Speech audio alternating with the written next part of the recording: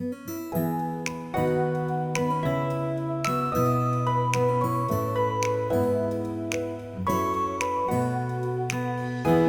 be with you. I'm Brother Jack. I'm Lemuel. I'm Mark. I'm Fernan and this is Usapang Tinapay. Magandang You gabi know, mga tinapay. Yes, po. Ayun, no? Yan. Yes, po. Magandang gabi mga kapatid.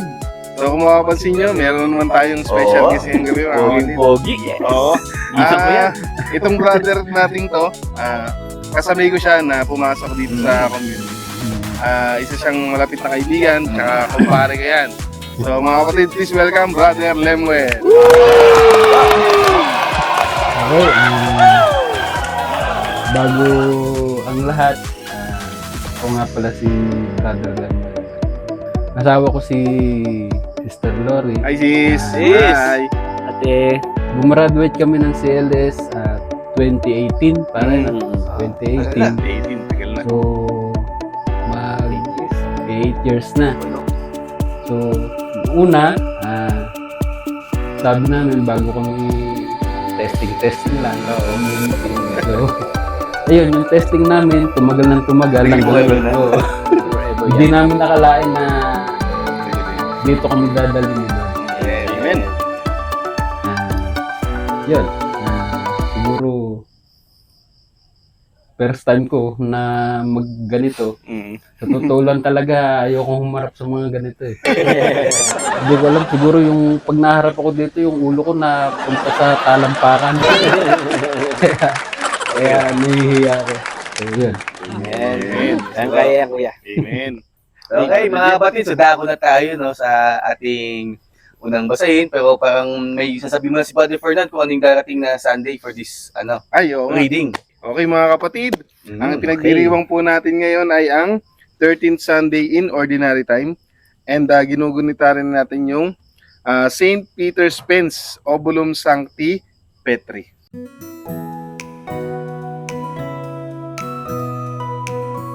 So yun mga brothers, ready na tayo. So dadako tayo sa unang pagbasa na bibigyang reflection or pananaw ni Brother Mark. Amen. Okay, sa ating unang pagbasa na nagmula sa Aklat ng Mga Hari, 4:8-11 and 14:16a. So ano ba nangyari dito sa ating unang pagbasa? So si Eliseo, no, so meron siyang nagpunta siyang Sunem, no, sa Sunem. So tuwing napunta siya doon, meron siyang tinutuluyan na bahay. No? Ayun, doon, ang tinutuluyan yung bahay ay bahay ng isang mayamang babae. No? Kung saan pinapakain siya, tapos, siyempre, inaalagaan, no?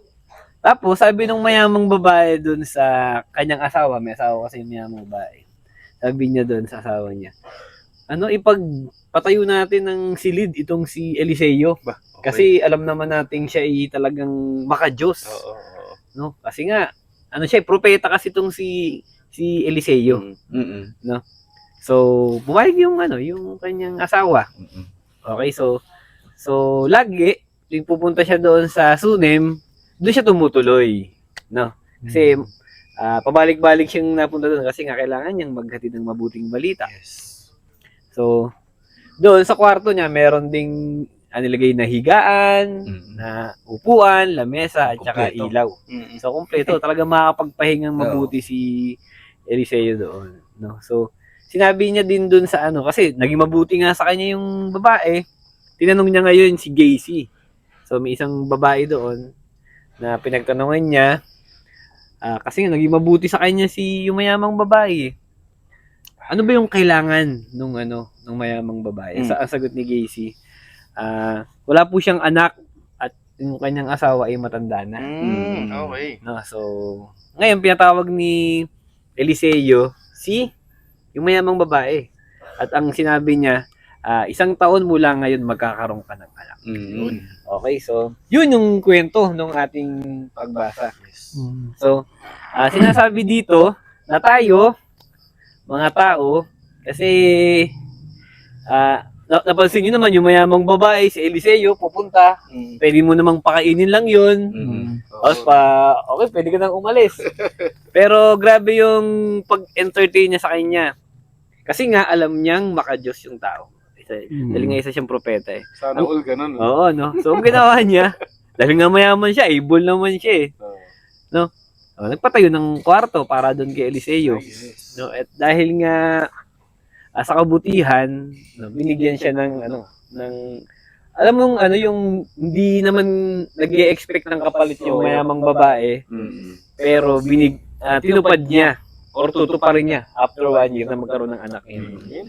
So tayo dapat ganoon din mga tao. Kasi minsan tinitingnan natin yung tao bilang tao lang siya, hindi bilang anak ng Diyos.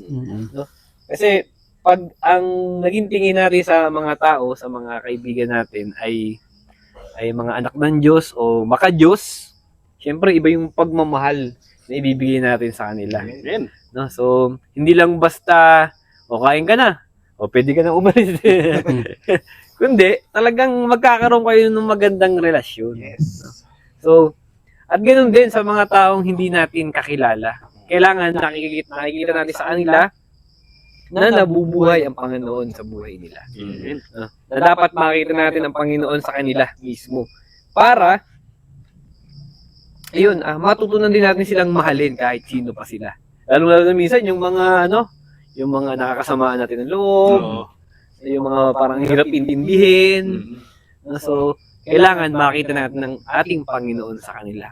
At meron ditong 3 bagay na sinabi, 4 na bagay na sinabi sa pagbasa na napaka-importante. Yung higaan, yung upuan, yung lamesa, at saka yung ilaw. So, duman tayo sa higaan. Ang higaan, alam natin, diyan tayo nakakatulog, nakakapagpahinga. Diyan tayo nakakapag-relax after ng pagod. No? So, tayo ba ay nagpapahinga? Sa pagod na rin dito sa mundo, sa puso, isip, yung katawan natin, pagod, yung spiritual ba natin, ay pinapahinga natin sa ating Panginoon. No? So, hindi lang katawan ang napapagod. Yung ating kaluluwa, kailangan din ng pahinga. At ang pahingang yon, sino yung kailangan natin? Yung ating Panginoon. So, yung upuan, ibig sabihin, pag umupo ka, relax ka, dyan ka lang. No? Stay put ka lang dyan. Hypermiss ka. Firmis ka lang dyan. So, ginagawa pa ba natin yun? O lagi na lang tayo nagmamadali? Hindi na tayo nagpapahinga? No? So, umuupo pa ba tayo sa tabi ng ating Panginoon? Kinakausap pa ba natin siya? No? At yun, yung lamesa. So, anong ginagawa sa lamesa? Kumakain. At sino yung kasama mo sa pagkain, mga mahal mo sa buhay? Yan. Sa lamesa, kung saan tayo nakikipagtagpo sa ating mga mahal sa buhay. Nakikipagtagpo din ba tayo sa ating Panginoon? So, napaka-importante po nun na tayo ay magkaroon ng time para harapin yung ating Panginoon. Kasi nga sobrang busy natin, no? Hindi natin alam kung anong uunahin, ano ba yung mga dapat pang gawin. Minsan nakakalimutan natin yung oras para makipagtagpo sa ating Panginoon. At syempre yung ilaw, na alam naman natin, nagbibigay ng liwanag. So, ang Panginoon pa rin ba yung nagiging ilaw natin? No? Yun ang kailangan nating matandaan. Na walang ibang ilaw na mas liliwanag pa sa ilaw ng Panginoon na kailangan natin sa buhay natin. Okay, so napaka-importante ng mga bagay na yun. At may isa pang napaka-importante. Yung paggawa natin ng walang hinihinging kapalit. Na gaya ng ginawa ng mayamang babae na wala siyang nag-serve siya. Serve lang, bigay siya ng anong kailangan ng propeta. Hindi naman siya nagsabi, pagkabigay ko yung hiling ko naman pagbigyan mo naman. Pero alam niyo yung ginawa, nag-serve lang siya, inuna niya yung pagsaserve. At kusa na yung propeta na si Eliseo, nagsabi na, magkakaroon ka ng blessing after 1 year.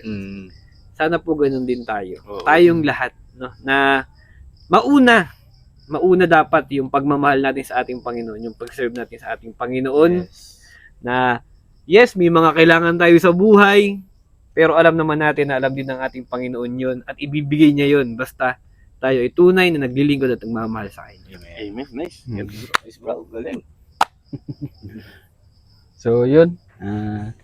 Ang ganda nung sinabi ni Bro Mark, no? Pinsan ko kasi yan. So, Kaya po, giling kasi. so yun, may dagdag ko lang din, no? Lahat tayo, syempre, gusto natin tumulong. Amen. Pero yung pagtulong dapat na gusto natin, huwag tayo maghihintay ng Ayun. anumang kapalit. Amen. Tama ka dyan. So, katulad nga nung babae na nagpagawa pa ng sariling kwarto ni Oo, no? Eliseo. Sana lahat niya ganun. Sana mangyari din na gawin din natin kahit hindi natin kakilala. Yes. Tama. Ang masama mo sa atin ngayon mga tao, porke walang pera, Ay, yung mga makikituloy, hindi natin may inaano. discrimination na Oo. agad. Discrimination eh. So, hindi dapat ganun yung maging ugali natin. Lahat dapat tayo, ang tingin natin sa mga tao, maging pantay-pantay. Amen. Kung sino man yung nangangailangan, tulungan natin. Yes. So, kung hindi pa ako mag-guess dito, no, hindi ko search si Eliseo. Tapos na si Eliseo. Sige, So, kuya. Search ko si Eliseo, no? Si Eliseo ay naging alagad muna ni Elias. Okay. So, nakita siya ni Elias na nag-aararo. Tinawag siya ni Elias. Hindi ka dito, sumama ka sa akin. galing. So, yun. Nung umakyat si Elias sa langit, siya yung pumalit. Pero bago niya tinanggap yung pagiging propeta, hiningi niya na maging doble yung Espiritu Santo ni Elias na ibibigay sa kanya. Kung gano'ng kagaling si Elias, Oo. gano'ng kabuti. So, yun. Doble nun, ano? Kasi siguro, alam niya, parang magaling yung ano namin. Oo.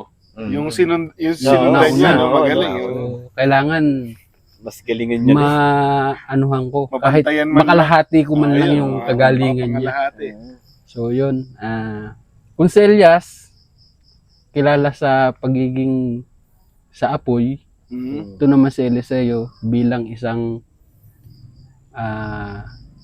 propeta na matulungin sa mga tao araw-araw. Araw-araw. Yun siguro yung masasabi ko dun sa mga sa reading natin. Amen. Oo. Praise God. Nakakuha kami impormasyon kay Oo, no? Eliseo. Si Ito Elias pa lang pala. si Elias ano, Oo. may tagapagmana. Oo. Oo, Si tsaka- Eliseo. Tsaka pares letter E. Elias, Eliseo. Alam ko, kambal eh. Oo.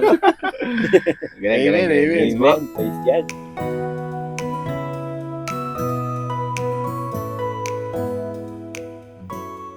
Okay, so, yun. Ganda ng first reading natin. No? Kung dapat tumulong tayo, magmahal tayo ng walang kapalit. Amen. So ngayon naman, dumako tayo sa ating ikalawang pagbasa na bibigyan ng refleksyon ni Brother Fernand. Okay mga kapatid, yung ating ikalawang pagbasa ay mula sa sulat ni Apostol San Pablo sa mga taga-Roma, chapter 6, verses 3 to 4 and 8 to 11. Amen. So basically mga kapatid, ipinapaalala dito ni San Pablo sa mga taga-Roma na tayo ay namatay kasama ng ating Panginoong Hesukristo Amen. at muling nabuhay kasama niya sa pamamagitan ng pagbibinyag sa atin.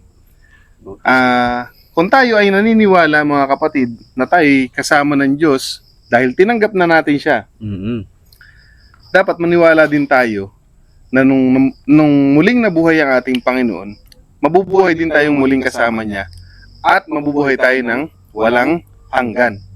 Dahil tinalo na ng ating Panginoon yung kamatayan, dapat maniwala rin tayo mga kapatid na tayo ay iniligtas din mula sa kamatayan. Sa madaling sabi, binibigyan ni San Pablo ng pag-asa yung mga taga-Roma at tayo mga kapatid na nakakabasa ng sulat niyang ito. Ipinapaalala sa atin mga kapatid yung kahalagahan nung pagkakabinyag sa atin, no? Tayo ay hindi lamang bininyagan sa tubig, kundi sa Espiritu Santo at sa banal na dugo ng ating Panginoon. Dahil sa sobrang dakilang pagmamahal ng ating Diyos Ama. Ngayon mga kapatid, kung ikaw ay nagkaroon na ng pag-asa na ikaw ay mabubuhay muli kasama ng ating Panginoon sa kalangitan, pag namatay na tayo dito sa mundo, dapat mga kapatid, tandaan din natin na dito sa lupa, muli na rin tayong binuhay ng ating Panginoon. Kasi nung bininyagan tayo ng tayong mga bata, ng tayong mga sanggol, no? Inalis niya na yung epekto ng manang kasalanan. Automatic, bagong tao na agad tayo, no? So bakit nga ba sanggol binibinyagan ng mga Katoliko? Ang mga bagong Katoliko. Bakit sanggol? Samantalang sa ibang religion, kailangan nauunawaan mo na, di ba? So mga kapatid, ang paninindigan po ng ating simbahan, no? Unang-una, kasi ang grasya ng Panginoon, libre yan. Hindi mo yan kailangan pagtrabahuhan. Yan ay regalo ng ating Panginoon. Amen. Hindi kailangang nauunawaan mo na para matanggap mo. So kung ikaw ay isang sanggol pa at ikaw ay nabinyagan na, tinanggap mo na agad yung grasya ng Diyos. So nakinabang ka na agad. Kasi ang gusto ng ating simbahan, simula pa lang sa ating pagkasanggol, mawala na sa atin yung epekto ng manang kasalanan. Ano ba ang epekto ng kasalanan? Di ba kamatayan? So mga kapatid, dahil nga sanay na tayo, nakakita ng binyagan, kumaga para sa atin pangkaraniwan na lang siyang pangyayari. No? Pero mga kapatid, napaka-importante nung pagkakabinyag sa atin. Kaya yung mga anak natin, hopefully naman, no, sana nabinyagan ng lahat. Kasi bagong buhay kasama yung ating Panginoon. At naniniwala rin ng ating simbahan mga kapatid na yung binyag natin, ay ito yung katumbas nung pagtutuli sa lumang tipan. Kasi noong time ni na Moses sa Old Testament, yung sanggol, after 8 days, tutuliin na yan. Bilang kasunduan or covenant sa Diyos. Ibig sabihin ito ay tao ng Diyos. Kabilang ito sa kaharian ng Diyos. So tayo ganun din. Once na bininyagan tayo, ibinibilang na natin yung sarili natin sa kaharian ng Diyos. So, kung tayo nawawalan ng pag-asa, kung ang tingin natin sa buhay natin parang puro pangit lang yung nangyayari. Mga kapatid, tandaan natin, palaging may pag-asa kasi binigyan tayo ng kaloob ng grasya ng Panginoon. No? At yung grasyang natanggap natin, alagaan natin. Huwag nating itapon, huwag nating sayangin. Kasi, ito na natanggap mo na yung grasya Ito yung kailangan natin So, ayun mga kapatid. So, sana bigyan natin ng panibagong pagpapahalaga yung pagiging binyagang Katoliko natin. Amen. Yun. So, yun. Maganda yung second reading natin. No? Kasi tungkol sa pagbabautismo. So, saan nga ba nagmula yung pagbabautismo? So, syempre, alam naman natin, si Juan Bautista, yung nagbabautismo. Kaya siya Juan Bautista. Bautismo. So, tayo bilang mga Kristiyano, dapat natin siguro talagang tanggapin yung baptism. Kasi napaka-importante sa atin bilang Katoliko. Kasi kung hindi tayo magpapabautismo sa simbahan, syempre hindi natin magagawa yung mga pinapagawa sa atin ng Panginoon.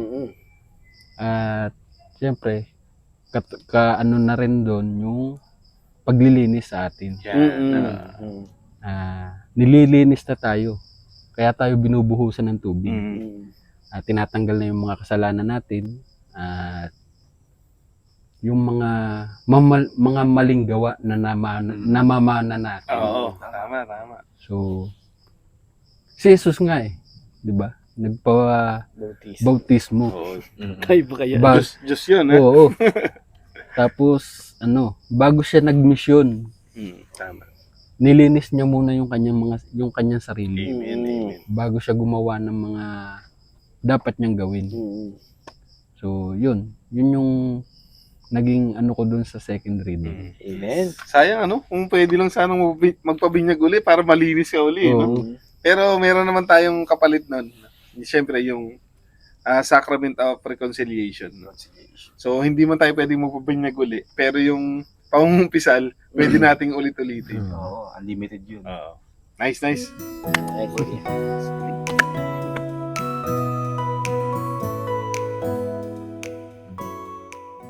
Okay mga kapatid, napakinggan na natin yung unang pagbasa at ikalawang pagbasa.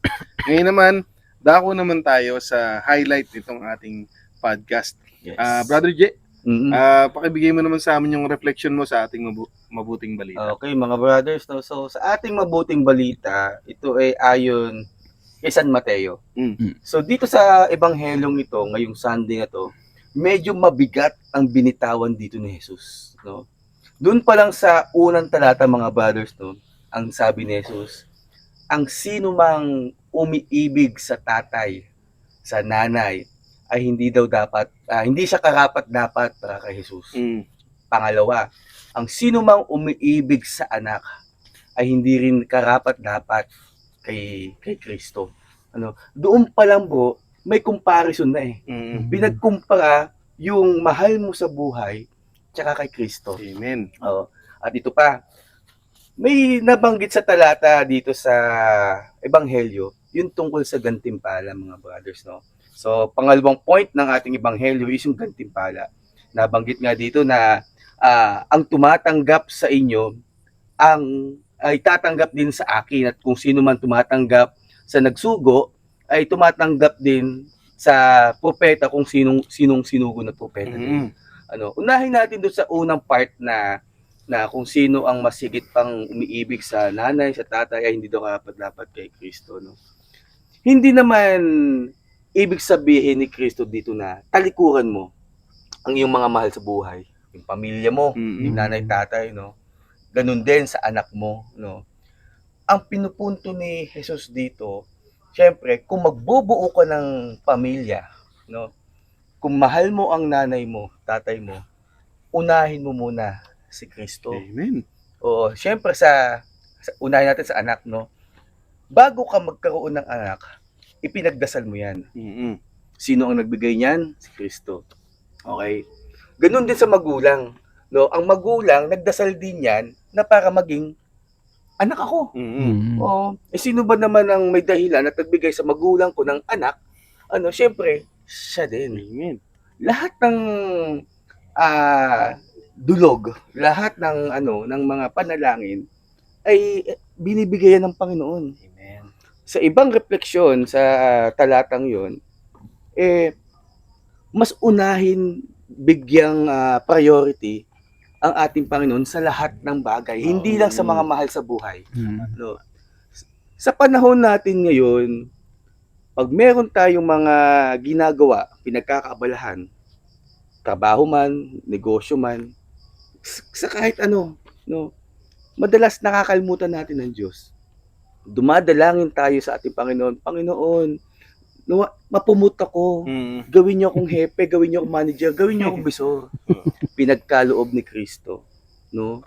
Naging manager, mataas ang posisyon mo, no? Pero nakalimutan mo ang Diyos. Nakalimutan mo ang ating Panginoon, nakalimutan natin ang Panginoon, kasi nga doon na tayo nakatutok sa pinagdasal din natin. Okay? Doon sa gantimpala na nabanggit sa Ebanghelyo, kung saan ka, kung sino man ang iyong pinaglilingkuran, ay siya rin ang magbibigay sa inyo ng gantimpala. Kung tayo ay nagsiserve sa ating simbahan, no, ang simbahan natin ang magbibigay sa iyo ng biyaya.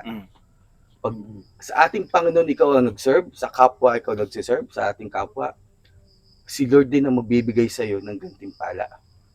Halimbawa natin, medyo babawan natin, no? For example, ako, nagtatrabaho ako sa isang private na kumpanya. Nagtatrabaho ko ng masigasig, no? May sinasabi sa akin yung pinaka-boss ko, Gerald, tapusin mo tong trabaho mo ng bago matapos yung duty mo ng hanggang alas 5. Ginawa ko na mabuti, no? Natuwa sa iyo ang boss mo. Binigyan ka din ng reward kasi nga ginawa mo yung parte ng trabaho mo. at natuwa na impress ang boss mo at binigyan ka ng reward. Binigyan ka ng halimbawa, binigyan ka ng pagkain. Ano? So ganun din. So pag tayo ang nagsiserve sa pinaglilingkuran natin, for example sa community natin kung nasaan man tayo, no? Ang Diyos ang magbibigay sa iyo ng gantimpala. Amen. Oo. Mm. Kaya nga nung doon pa lang sa unang pagbasa, nakwento ko kanina behind the scene yung bago tayo kumain. No? Nung nabasa ko yung unang pagbasa, no, yung kay Eliseo na sabi ni Brother Mar, tinanggap nila itong si Eliseo, pinaghanda pa ng kwarto, pinaggawa ng kwarto para tutuluyan ni Eliseo. No? Hindi nila alam yung taong tong si Eliseo ay sugo ng Diyos. Isa pala siyang propeta, si Eliseo. Kaya ngayon, no, tong si Eliseo, sinabihan yung mag-asawa, di ba, na 1 taon mula ngayon, magkakaanak at nagkaanak ka. No?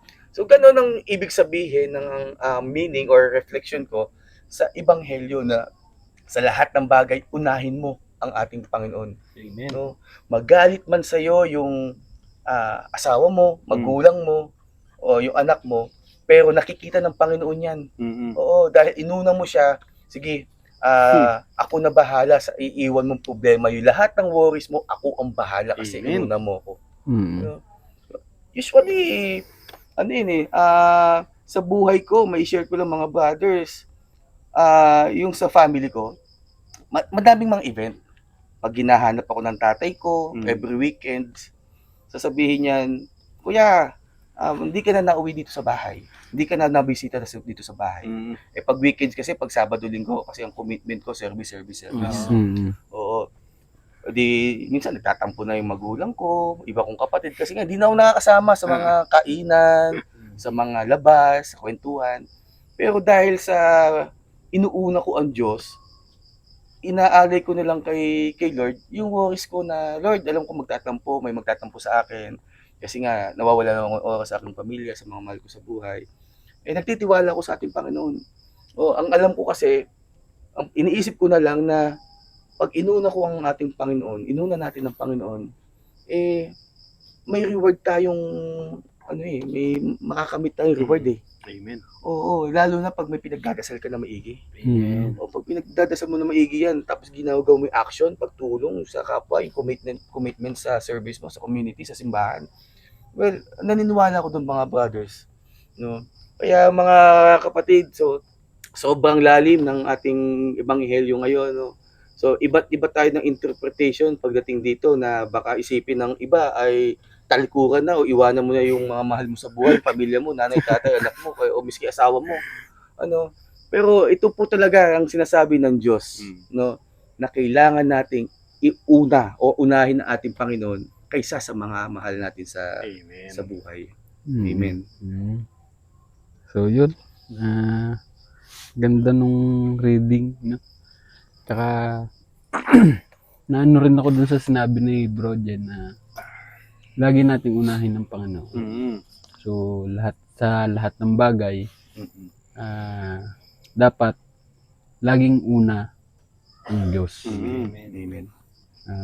Tulad nga ng sinabi ni Bro Jen na kung mas mahal mo ang pamilya mo at yung mga anak mo, hindi ka para kay Kristo. So, masakit mang pakinggan, pero yun yung katotohanan. Yes. Lagi nga nating sinasabi na yung mga mahal natin sa buhay, pahiram lang talaga sa atin ng Panginoon yan. Hindi natin yung pag-aari. Yes. Tama. Yung mga yaman natin, hindi rin sa atin yan. Oo. Totoo. Talagang ang sinasabi ng Diyos, huwag kayo dito sa lupa mag-ipon ng yaman. Tama. Ang dapat ipunin nyo, yung titira natin sa langit. Tama. Yung kondo natin doon. Oo. Mansyon. Mansyon pa nga yung inihahanda sa atin ng Oo, Panginoon, di ba? Mention pa talaga. So, tayo bilang tao, hanggat maaari, huwag nating kakalimutan ang Panginoon. Amen. Sa bawat oras na dumadaan, sa bawat araw. So, kailangan nating lumapit sa Kanya at ihingi natin tawad kung ano man yung mga nagagawa natin pagkakamali. Amen. Amen. Higit sa lahat doon, tumulong tayo.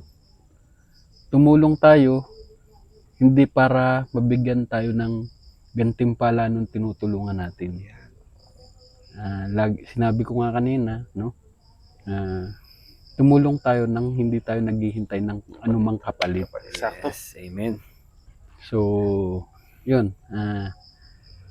Kami, mag-asawa, no? Mahirap ang buhay, pero kailangan namin tumulong. Oh, grabe tumulong tong mga to. Hindi Amen. hindi kailangan na tumanggi ka. Hangga't may maitutulong ka, tumulong ka. Amen. Pero yung sasabihin mo na hihintay ka pa ng kapalit, wag. Huwag ka na mag-expect. Baka dyan. Hayaan mo si Lord ang gumanti. Hayaan mo si Lord. Nang magbalik, no? Yun. Okay na ako doon. Amen. Yes. Oo. Pero may nadagdag ako doon sa sinabi ni Brother Gerald.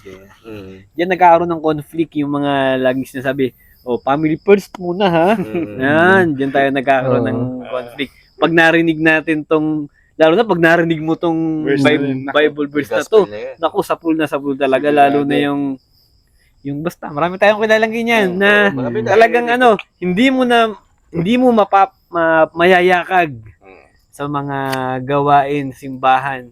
Kasi nga, kasi kami. Family time daw. Family time kasi kami, family time.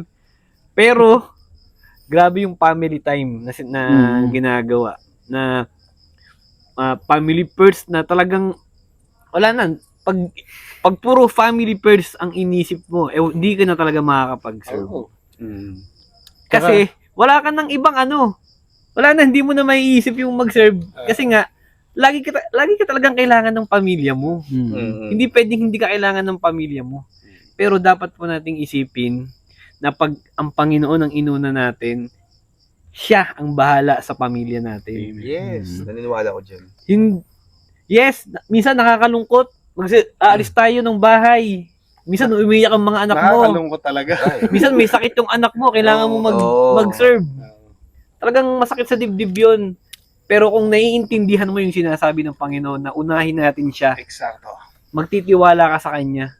At maraming pangyayari sa buhay natin na umalis tayong may sakit, yung mga anak natin, nag-serve tayo, pagbalik natin yung anak natin, ang liga-ligaya na. Yes. Oo, totoo yun. Yung mga anak nating umiiyak kapag aalis tayo, pagbalik natin, Daddy, I miss you. Gumaganon-ganon pa. Hindi ibig sabihin na pag inuuna natin ang ating Panginoon ay pinapabayaan natin ang ating pamilya. Ang ibig sabihin, pag inuuna natin ang ating Panginoon bago yung pamilya natin, si Lord ang mag-aalaga, magpapagaling, magpapaligaya sa kanila. At yung kayang gawin ng ating Panginoon sa pamilya natin, yung kaya kong gawin sa pamilya ko, mas higit ang kaya niyang gawin sa pamilya ko. Walang kwenta yung kaya kong gawin sa pamilya ko kumpara sa kayang gawin ng ating Panginoon. Amen. At yes, minsan kailangan nating puntahan yung pamilya natin. Pero isipin natin, pag kailangan tayong mag-serve, pag kailangan nating pumunta doon, most especially pag nakakumit tayo at mabigat yung ating trabaho. Wala tayong choice. At wag tayong manghinayang sa mga araw na hindi natin kasama yung pamilya natin. Kasi, gaya ng sinasabi ni Brother Gerald na gantimpala, hindi lang ikaw lang makikinabang ng gantimpala na yun, kundi kayong buong pamilya niyo. Tsaka alam niyo mga brothers, no, natutuwa ako sa mga kakilala, yung mga nakakasama natin na yung wala silang dahilan na pag sinabi mo, bro, may ganito tayo sa Sunday. O sige bro, anong oras? Saan tayo magkikita? Ano yung big good Yung mga walang hindi mahirap kausap na. Alam mo yung sa estado ng buhay nila na medyo may conflict pagdating sa bulsa, tapos syempre may busy mga talaga, lahat ng mga busy Pero yung sila yung magsasabi, sige bro, sama kami, anong oras? Saan tayo kikita? Ganun, nakakatuwa. Oo. Meron naman din tayong mga kakilala din yung ang daming reason Although, valid yung reason. Kung minsan nga bro, ano eh, ang napapansin ko, kung sino pa yung mga medyo well-off, sila pa yung mas may reason na hindi sumama. Oo. Parang mas busy sila. Oo. Titingnan mo naman yung mga ibang brother natin na kagaya nating medyo mahihirap. Sila pa yung mas gustong-gusto. Oo, may Kung eagerness. tutuusin, mas kailangan nga nating magsumikap. Oo. In terms of pera, di ba? Kung titingnan mo, wala talaga sa estado ng buhay yung yung pag-yes. Oo. Nasa state of mind talaga. At saka yung sinasabi niya kanina ni Bro Mark, yung family first, family time, no? Na laging pamatay na katwiran. Oo. Sa totoo lang mga kapatid, ito wag naman sanang sasamaan loob. Nung laging sinasabi yung family first at family time. Talaga bang family first? Talaga ba? Gusto mo lang matulog. Di ba? Ito kapag sinasabi yung family time or family first, pag nilaan mo yung oras mo, uunahin mo yung pamilya mo, well, maganda siya, noble, no? Kasi mahal mo yan, paglalaan ka ng oras. Pero, di ba mga kapatid, medyo selfish yun. Kasi, ikaw yung unang makikinabang dun eh. Paano ikaw yung magiging una? Kasi unang-una, alam mo, matutuwa sa'yo pamilya mo. So, ikaw, points ka agad sa sarili mo yan. Ay, magaling akong tatay. No? Happy. Ngayon, syempre yung misis mo, napagbigyan mo yung gusto. Happy din. Happy siya. Oo. Happy ka rin. Dahil, lahat ng gusto ko ngayon na pwede kong gawin kasi inuna ko yung pamilya ko. Sa totoo lang, ginagamit lang natin yung family first na yan para pagtakpan yung mas malalim nating intention, which is tayo yung unang makikinabang. Sa totoo lang, inuuna mo yung sarili mo. Tama. No? Dinidisguise mo lang na family first para lang sabihin ng mga kasama mo, ay, yung taong yan, pamilya lagi inuuna niya. Napaka mabait na tatay yan. No? Mga kapatid, kung talagang mahal mo yung pamilya mo, kung talagang mahal mo yung asawa mo at mga anak mo, si Lord ang uunahin mo. Kagaya yung sinabi ni Bro Mark, no? Yung kaya mong gawin, hindi yun pwedeng ikumpara sa kayang gawin ng Diyos. No? Kahit na ikaw, ang pinakamagaling na tatay sa mundo, pinakamagaling na asawa ka, pinakamasipag, pinakamabait, pinakamagaling mag-provide. Nasa iyo na lahat. No? Pero pag hindi si Lord ang number one sa buhay mo, Wasa ka. walang katuturan yung ginagawa mo. Kasi paano mo ihahatid ang pamilya mo sa harap ng Panginoon kung hindi ang Panginoon ang inuuna mo? Di ang pinaghahandaan nyo lang buhay dito sa lupa. Ito natatapos, nawawala. Naalala ko mga brothers yung nag-household kami. So, meron kaming topic na ang title is Make It to Heaven. Oo. So may portion doon, may part doon na kasalanan mo pag hindi mo na isama yung mahal mo sa buhay sa langit. Oo. Yari ka ngayon. So ngayon, kasalanan mo talaga kung halimbawa mas inuuna mo yung ibang bagay kaysa sa ating Panginoon. Kaya tulad ng sabi ko nga kanina, umahanga talaga sa mga tao na na yung game kaagad. Walang yung, excuse. Walang excuse. O talagang, sige, go agad yung G agad. Na kumpara sa, ay hindi bro kasi ganito may sakit si ganito may sakit si Totoy may sakit yung yung biyanan ko, bawal lang. Kaya lagi nagkakasakit. Oo. Tsaka parang dinown mo naman yung ating Panginoon na parang nawalan ka parang wala kang tiwala sa Panginoon na iiwan mo tapos 'di ba na makakaramdam ka ng guilty kasi umatid ako dito tapos may sakit yung anak ko, 'di ba? Parang dinown mo yung ating Panginoon na hindi ka nagtitiwala sa kanya na siya ang bahala doon sa may iniwanan mong may sakit. Mga kapatid, ito Sakit yung kay Lord. konting disclaimer lang baka naman sabihin nyo ang OA namin Siyempre mga kapatid, may mga pagkakataon Na-experience kasi. may mga pagkakataon mga kapatid. Siyempre may mga pagkakataon talaga na alam mong kailangan unahin mo yung anak mo, no? O asawa mo. Halimbawa, anak ko si J. Ang sakit ni J, epilepsy. No? Lagi siyang sinusumpong, no? Walang kasama sa bahay. Hindi mo siya maisama sa event. Siyempre, alam ni Lord, kailangan bantayan mo yung anak mo dahil ipinagkatiwala niya sa yan No? Yes. biyaya yan sa'yo ng Panginoon. Walang magbabantay. Papaiwanan ba sa'yo ni Lord yan? Siyempre, alam ni Lord, kailangan bantayan mo yan. Ang sinasabi namin mga kapatid, yung mga walang kakwenta-kwentang dahilan, yun yung, Yes, yung tinutukoy namin, ha? Madaming dahilan. May mga seryosong bagay talaga Mm. na kailangan bantayan mo yung pamilya mo. Kasi, alam ni Lord yun.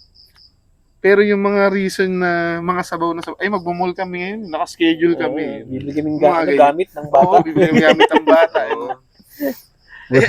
Yun lamang yung ibig namin sabihin. Walang diaper si baby. Baka sabihin nyo, ang OOA naman namin. Hindi, syempre mga kapatid, may discernment naman yan. At kung malapit ka kay Lord, alam mo kung kailan mo uunahin yung mga bata, asawa mo. At kung kailan talagang ang gusto ni Lord, siya yung uunahin. Mm. So, yun. Real talk lang, real talk. Oo. Grabe, ang init ng topic natin. Oo, kasi ano to medyo, Mabigat kasi ito no? kung kailan, kasi dapat alam natin kung kailan yung time na mag-aalaga ka ng mahal mo sa buhay at kailan yung time na pwede mo silang pabayaan. Di ba? Hindi laging reason ang hindi ako makakasama kasi Ang dumi ng bahay namin. Oh. Dami kong labahin lalong-lalo na yung magmumol. Ako talaga doon. Doon ako nang lalambot Yung mga ganung At saka reason. boss, nasa Bible na si Jesus na nagsabi sa gospel natin. Hindi mo kayang... Sa Bible na. Kung hindi mo siya kaya Napakalinaw. Oo, Hindi malinaw ka para na, sa kanya. Hindi ka para sa kanya pag hindi mo siya inuna. Amen. Ngayon ko lang nalaman yung Bible verse na yan. Napakatindi. Pero buti na lang. Buti na lang. Natutong mag-yes ng mag-yes. Oo, na tiyempo. Amen, amen. Amen. Ganda. Nice. Nice bro, apir.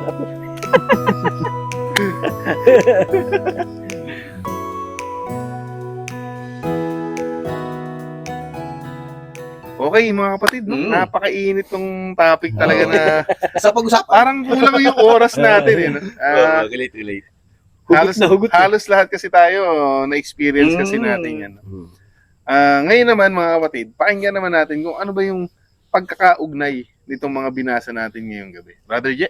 Oo, mga kapatid, nakakatuwa yung mga basahin natin. Tulad ng sabi mo, Brother Fernan, na talagang tayo ay nauugnay sa mga basahin, Natatamaan tayo, may natatamaan na iba, Pero, wala, sa Bible na nang galing, na-realize natin na sabi pala yun ng Diyos. Na mula pa nung panahon ni Kristo hanggang ngayon, dala-dala natin, tsaka sa mga darating pang mga henerasyon. Doon sa unang pagbasa sa kwento ni Eliseo, tsaka nung babaeng mayaman, doon pa lang na sa basahin na yon na meron na agad na gantimpala kapag ikaw ay tumugon at naniwala o sumunod sa kagustuhan ng Panginoon.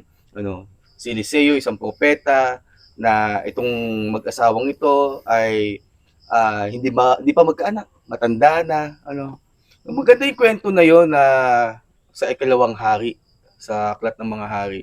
Yung kung paano yung journey ng mag-asawa na yun. So, in-encourage ko kayo basahin nyo yun. Kung ano yung nangyari doon sa batang anak nila. Di ko lang mabitawan yung iba pang detalye kasi gusto ko focus mo tayo sa Ituloy nyo yung first reading. Oo, yung bata, mamamatay.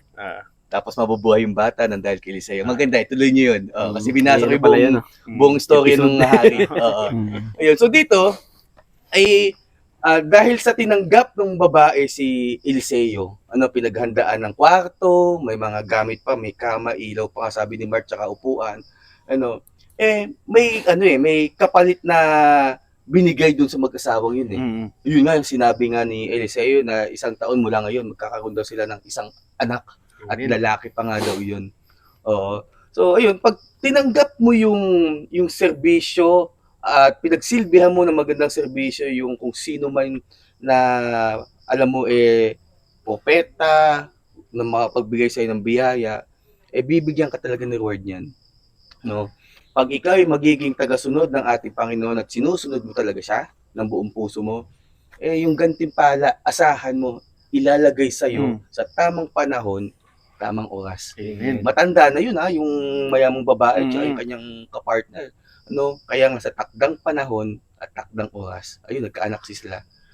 Pero doon nga sa ikalawang pagbasa na sinasabi ni San Pablo sa kanyang sulat, napansin ko bro, karugtong ng second reading yung topic natin nung last week, Mm. sa kasalanan.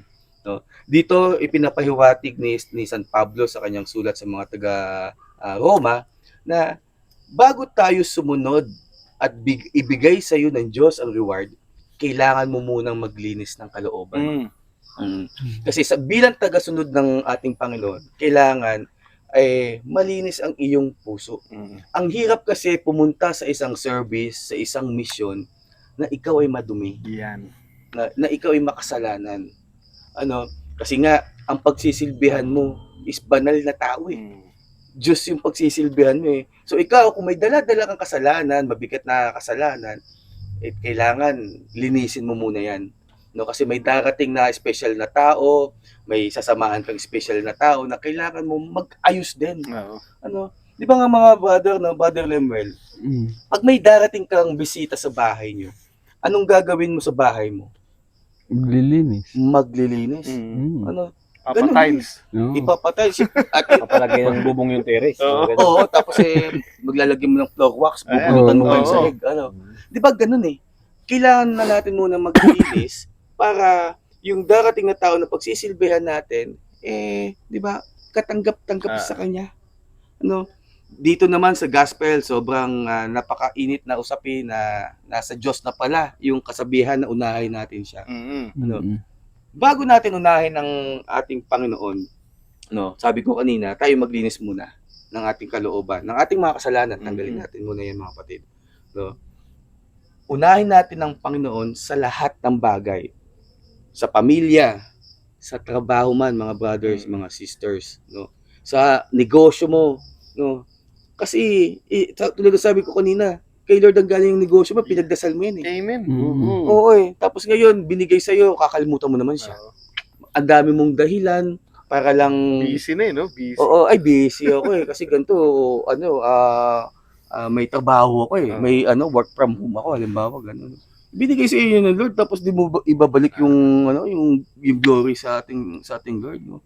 So dapat kung naibigay sa atin yung reward na yun, ibalik natin, glorify sa kanya. So pinopokus dito sa ating ebanghelyo ngayon na unahin natin ang Panginoon sa lahat ng bagay. Amen. Sa kahit anong paglalaba, sa kahit anong pagbabantay, sa kahit anong meron sa ginagawa sa ikot ng mundo mo, unahin mo ang Diyos. Unahin natin ang ating Panginoon.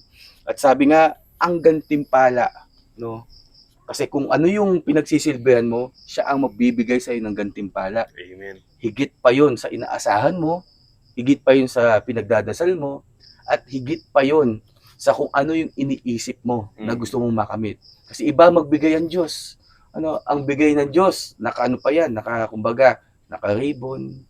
naka-red ribbon na tali, may may dedication letter, may kiss mark pa ni Lord yan. Oo, ganun magbigay ang ating Panginoon ng reward, special. Kasi nga, special tayo sa ating Panginoon. Amen. Amen. Praise God.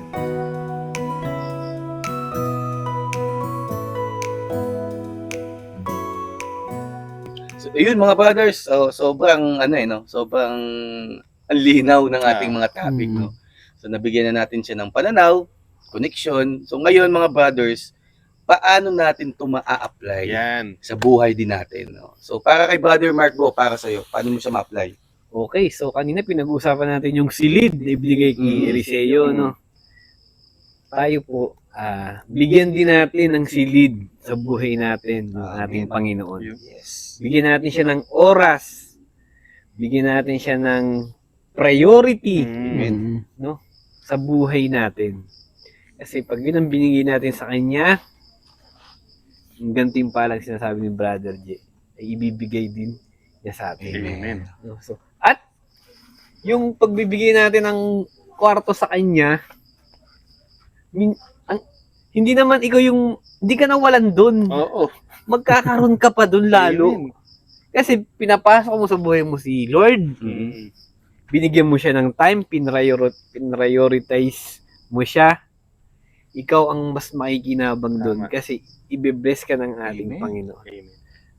Mas lalakas ang pananampalataya mo, mas magtitiwala ka na. Yung mga ikinakatakot mo lagi, papalitan niya ng pagtitiwala. Tama. Hindi ka na sisimangot. Hindi ka na mag-worry. Hindi ka na matatakot na. Teka lang marami akong intindihin. Baka mapabayaan ko yung ganito, ganyan. Hindi na. Kasi binigyan mo ng silid ang ating Panginoon sa buhay. Amen.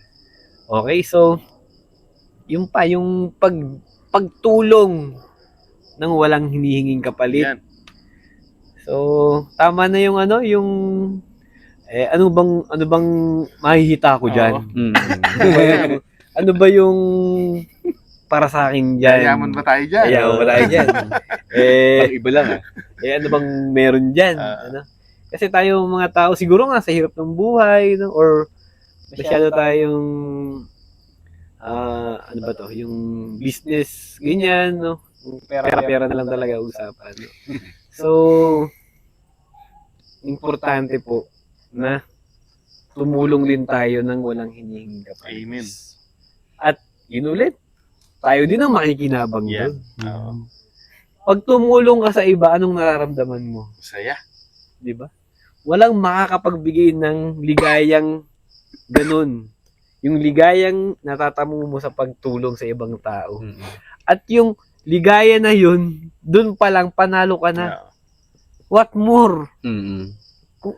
Yung blessing pa na ibabalik sa'yo ng ating Panginoon. So, tumulong tayo ng walang hinihinging kapalit. Mas ipagdasal po natin sila. Lalong-lalo na yung mga mahihirap mahalin, yung mga hindi natin talaga nakakasundo. No? So, tulungan pa rin natin sila. No? At lagi nating ipadama yung pagmamahal na yun sa kanila. Lalo na nga pagka hindi natin kasundo yung mga tao, yung siguro, imbis na patulan mo, edi hiyaan mo na lang, no? Pag nangaasar na naman. So, siguro yung pagpapasensya mo, is a way of, giving the love. Tama. Kasi, yung pagpatol mo kasi sa kanya, hatred na yun. Pero dahil nagpapasensya ka, iniintindi mo yung pinagmumulan niya, daming hugot, no? Pero, still, you have to choose the right decision. Sabi ka ni Brother Fernan, discernment. You have to choose love. Lagi. Nice word. Pag-intindi, pagtanggap, pagmamahal, pagsaserve, at pagbibigay ng silid sa ating Panginoon. Amen.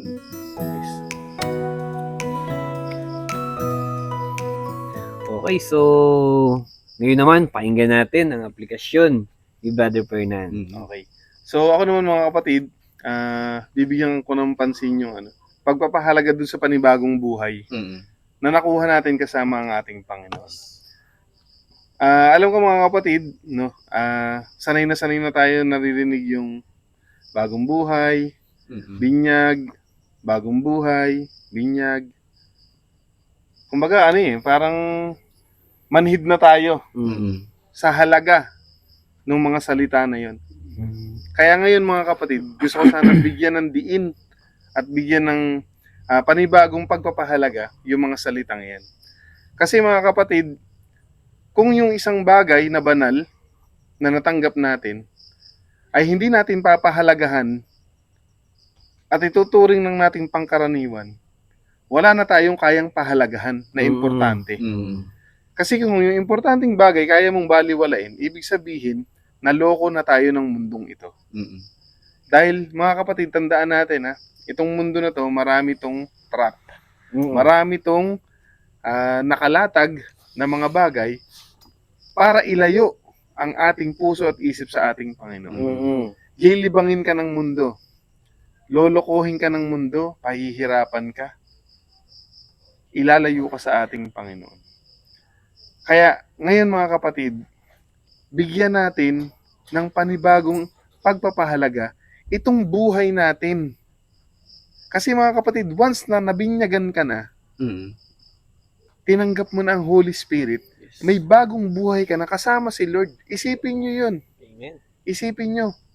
gaano kahalaga yung grasya ng Diyos na natanggap natin. Yes.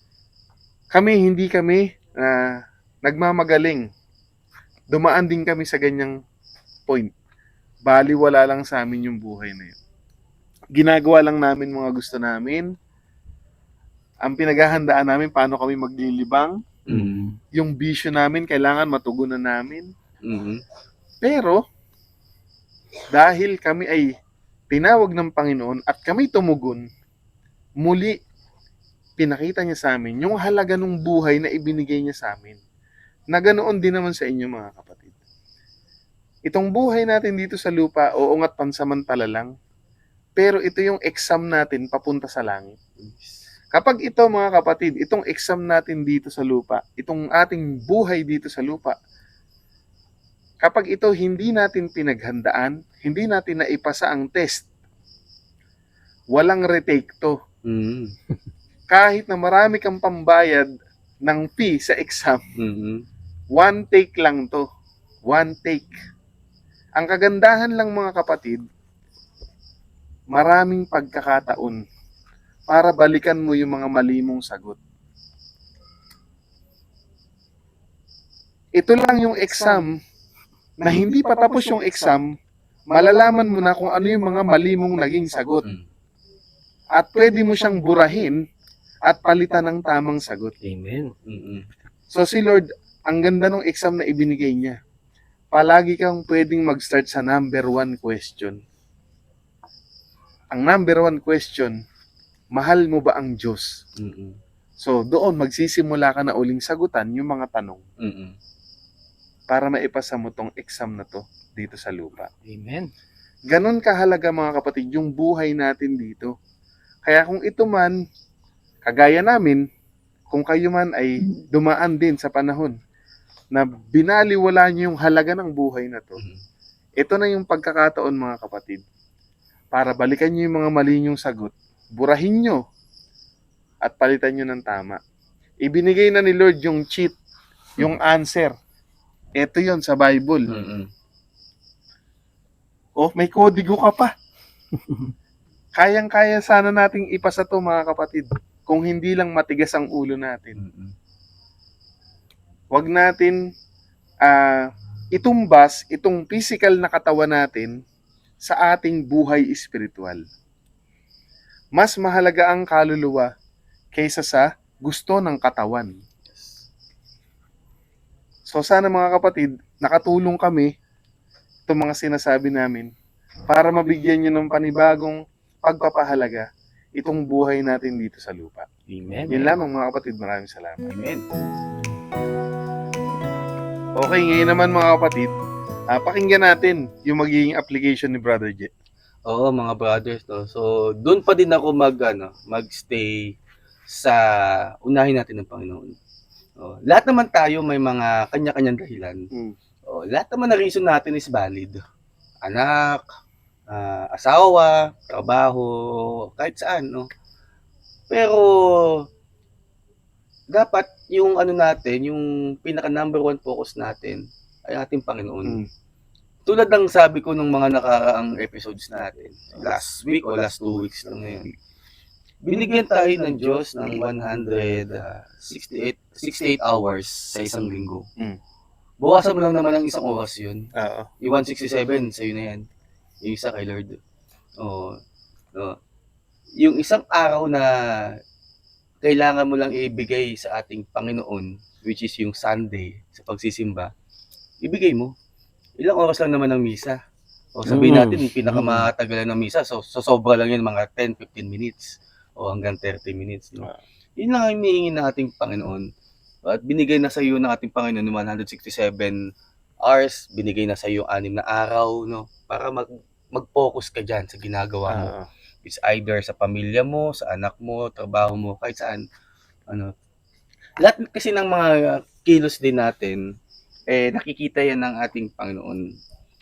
Alam niya, yung sabi nga sa reading natin nung isang linggo, alam ng Diyos yung bilang ng mga buhok natin. Nabanggit yan nung isang linggo.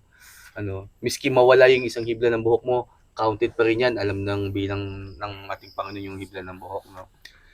Kaya mga kapatid, hindi ko masyadong ah ah idinidiin itong itong priority natin ng ating Panginoon. Kasi siya talagang nagbigay lahat eh.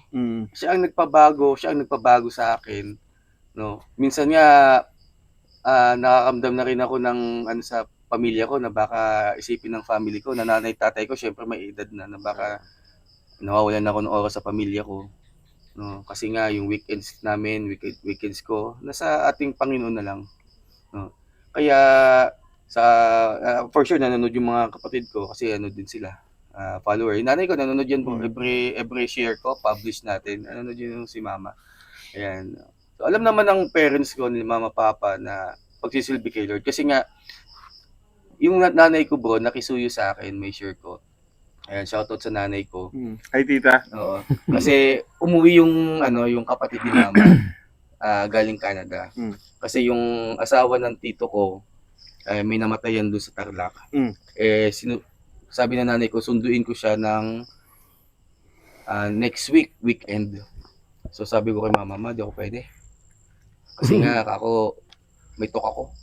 Sabi ko ganun, may tok ako ma. 28. Sabi ko ganyan. Well, naintindihan naman nanay ko, hindi na siya yung nag-reason. Kaya sabi ko sa nanay ko na lang, ganito na lang ma, makipagpalit ako ng sasakyan. Kasi kung maraming Para marami may sakay. tsaka mga gamit. Yun nga, shoutout ko lang sa bayo ko kay Brian, na siya na lang susundo, makipagpalit na lang ako ng sasakyan. So yun na lang yung offer ko, lalagyan ko nila ng gasolina, sabi ganun. Kaya maraming instances sa amin sa side ko na natatanggihan ko yung family ko. Oo. Miski nga birthday po eh. Oo nga. Mga birthday, basta kahit anong special occasion. So, hindi sa inaangat ko mga kapatid yung bangko ko. Mahal ko lang kasi talaga yung aking Panginoon. Mahal natin ating Panginoon. Alam po naman, lahat naman tayo mahal ating Panginoon. So, kung mahal natin ating Panginoon, siya yung number one na natin, bigyan ng oras. No, siya yung bigyan natin na laanan ng oras kasi siya yung magbibigay ng reward sa atin. No, sabi nga ng reading natin last week, ang katawang lupa mamatay. So yung kaluluwa natin is pang eternal eh. Oo, ang katawang lupa natin mababaon sa lupa pero yung kaluluwa natin huwag nating hayaan din masama sa ilalim ng lupa. So hayaan natin yung kaluluwa natin sa langit. Sa langit, oo. Kaya sabi nga ni Brother Lemuel kanina, mag-invest tayo kung ano man yung sa kaharian ng ating Panginoon, mansyon, palasyo. Doon tayo magkita. Amen. No? At bilang husband o bilang mga tatay ng mga kasama ko na nandito, wag nating hayaan na tayo lang mapunta sa langit. Hilain din natin yung mga mahal natin sa buhay. Kasi kasalanan ko, kasalanan ni Bro Lemuel Mark Fernan, kung hindi natin maisama sa langit yung ating mga mahal sa buhay. Kasi responsibility natin, kasi we are the head of the family. Amen. Kumbaga, sa org chart, sa tawag doon, sa puno, tawag doon bro, Family tree. di ba? Si Jesus, tapos tayo. No? So, pangalawa tayo sa ng ating Panginoon, kung hindi natin maisama nga yung mga mahal natin sa buhay, kasalanan din natin. Kaya dapat tinuturo din natin sa mga kapatid, sa mga mahal natin sa buhay, lalo na sa mga bata, sa anak na unahin natin ang ating Lord. Amen. No, sa miski sa ilang oras na bigyan natin siya ng panahon, oras, may tanim natin sa mga anak din natin na hindi family first, God first. Amen. Amen. So, okay, Brother Lemuel, so para sa iyo naman bro, so paano mo siya ma-apply sa ating mga binasa ngayon? Siguro sa akin, siguro dun ako sa maglingkod. Maglilingkod. Tayo bilang tao, kailangan natin maglingkod. O, for example, nagtatrabaho tayo. Sino ba ang pinaglilingkuran natin? Okay. Siyempre, yung company. So, yung company, makakakuha tayo ng sweldo. Yun ang pinaka-reward natin. Yes, tama. So, tayo, bilang mga Kristiyano, sino ba ang dapat natin paglingkuran? Yes. Di ba dapat ang paglingkuran natin ng Diyos? Amen. Amen. So, maglingkod tayo sa Diyos at sa ating mga kapatid na naliligaw. Sabi nga ni Lord, hanapin natin yung nag-iisang tupa. Yes. So, wag na tayong maghanap pa ng iba. Mm. Yung isa na lang muna ang hanapin natin. Maglingkod tayo, hanapin natin yung tupa. Wag na tayong maghintay ng kapalit kasi yung reward naman natin wala dito sa lupa. Amen. Tama. Nung lagi nga nating sinasabi kanina, mag-ipon tayo ng magiging reward natin sa langit. Amen. Hindi dito sa lupa. Kasi lahat ng yaman nga natin dito sa lupa, hindi naman natin madadala. Correct. So, kunyari, meron kang kotse, napakaganda. Namatay ka. May sasama mo ba yun sa langit? Kahit sa libingan mo, hindi mo isasama. So, yun. Ang pinupunto dito mga kapatid, ibigay mo ng buong puso yung paglilingkod mo sa Diyos. Amen. Huwag kang magdalawang isip kasi isa lang talaga ang utak mo. Iisa ang puso mo. Tanggapin mo ng buong buo ang Panginoon. Amen. Hindi mo kailangang kung sino-sino yung paglilingkuran mo kasi wala ka namang makukuha maganda kung maglilingkod ka sa iba. Amen. So, yun siguro yung sa akin, bro. Amen. Nice. Lilingkod. Maraming salamat Yes, oh. mga kapatid. Yes, Thank man. you, mga Yes. bro. Thank you. Yes, Yan. Thank you po. Yan. At sa aming guest, Bro Lemel, maraming salamat Thank you, sa bro. kasama mo sa Ngayon amin. nervous nga ako. Oo, hindi mo na. Tapos na, huwag ka naman nervous So, eh. Tsaka Ano mo nga eh. lahat naman kami, ganyan din, kinakabahan. Saka Actually, kahit matagal na natin itong ginagawa, iba-iba kasi yung topic eh, nakakaba. Baka, alam mo na, di ba? Iba yung masabi. Tsaka di ba Brother Fernanda, si Brother Lemel, kasama yun sa nakalista natin sa Oo. mga sasama. Nakaline up pa talaga siya. Oo. Sige, guys. Saka iniisip ko rin kasi baka walang manood kasi yung ibang tao na nakakakilala sa akin, alam nila yung ugali ko. Magugulat sila. Yan. Oo. Baka sabihin, nag-guest ko dito, iba naman ugali nito Well, syempre, lahat tayo mga kapatid na lumalapit sa Panginoon, mga sugatan tayo lahat. Kaya nga natin alam na kailangan natin ng Diyos dahil mga makasalanan tayo. Binago tayo ng Diyos. Oo, amen. So, ayun, again mga kapatid, maraming salamat sa pagsama niyo muli sa amin sa isang Yes. episode ng Usapang Tinapay.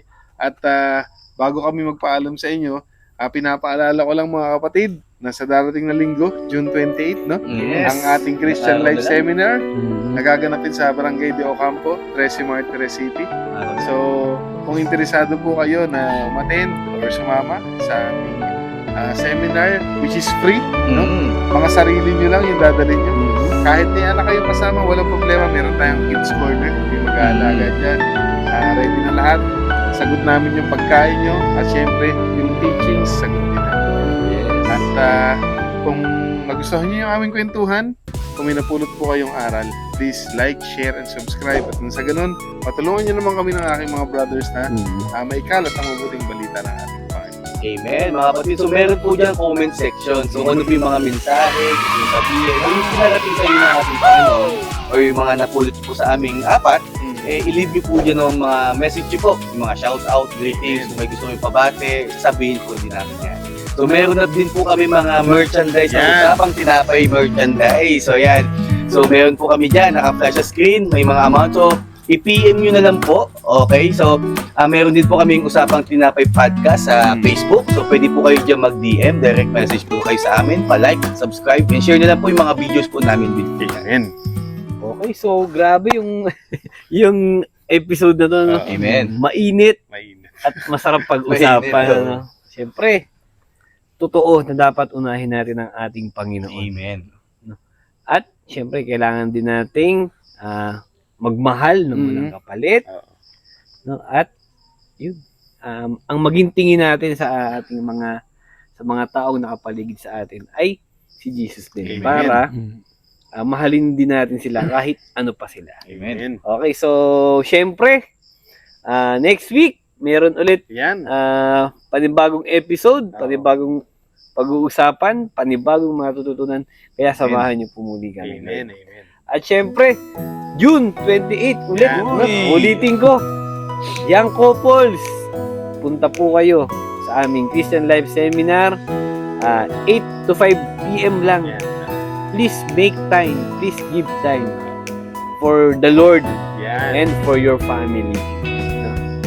Syempre, lagi po nating tatandaan Na ang tao ay hindi lamang sa tinapay na bubuhay, kundi sa bawat salita ng Diyos. Salamat!